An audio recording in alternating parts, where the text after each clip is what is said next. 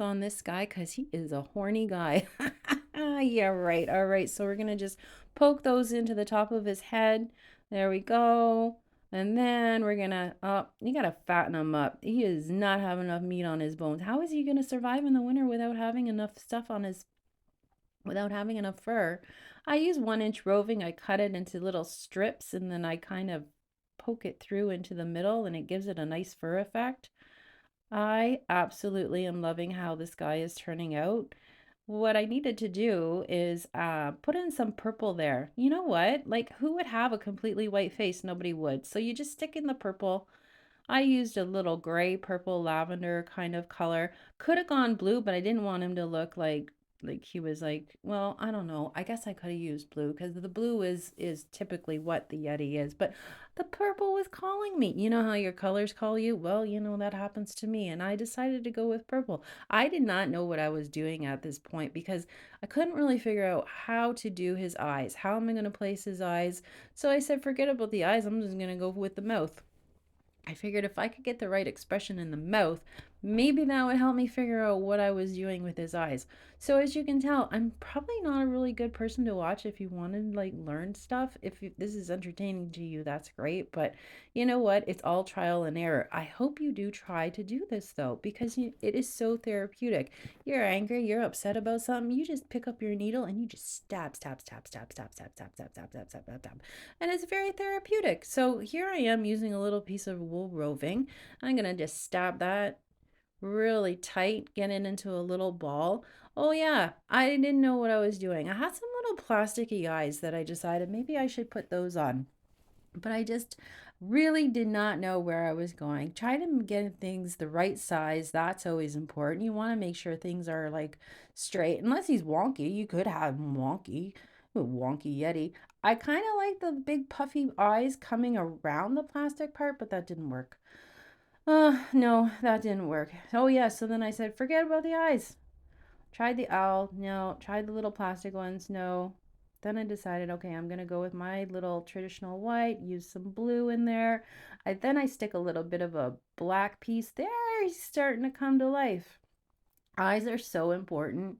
There's a point where, you can actually feel the little thing that you made kind of like looking back at you. And then I find it comes with the white piece that we stick into the middle. Oh, yeah, did teeth. I just cut that out from felt, like a felt flat sheet of paper. Yeah, it was, oh, not happy with the eyes. There we go. There we go. What happened there? Oh, the cat interrupted me. That's what happened. So, what I did is I finished layering the face. I put the white all over top of it and I highlighted those teeth with some black. And now I'm working on the horns. When I got into doing this part, I realized that I really should have made the horns a lot firmer in the felting by packing it tighter, and that just means using my needle a lot longer to get it really firm before trying to put these spirals on because it was really losing its shape. So the roving, the purple part, those strings weren't actually connecting into the fiber. It was really a really tricky kind of thing that I was trying to figure out. I had to switch my needle. The wool roving needed a smaller needle, but the polyester fill doesn't work with the smaller needles. So it took a bit, the angle that I was using my needle on, how to fiddle with it.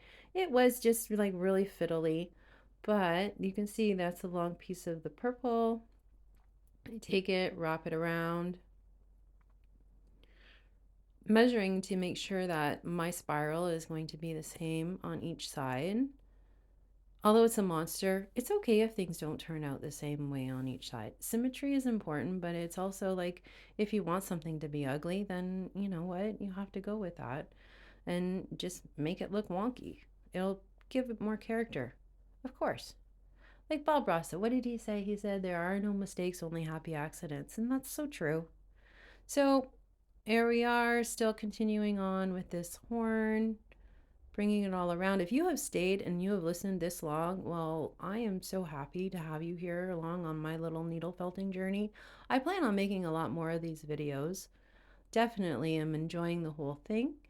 And there's a certain point, oops, I lost it. where the creature actually just kind of comes to life on its own. Boom. And there he is. I still have to finish his feet. I'm going to be doing bunny slippers in the next video. So make sure you like, comment, share. That all helps so much. And hey, I felt that. I hope you did too.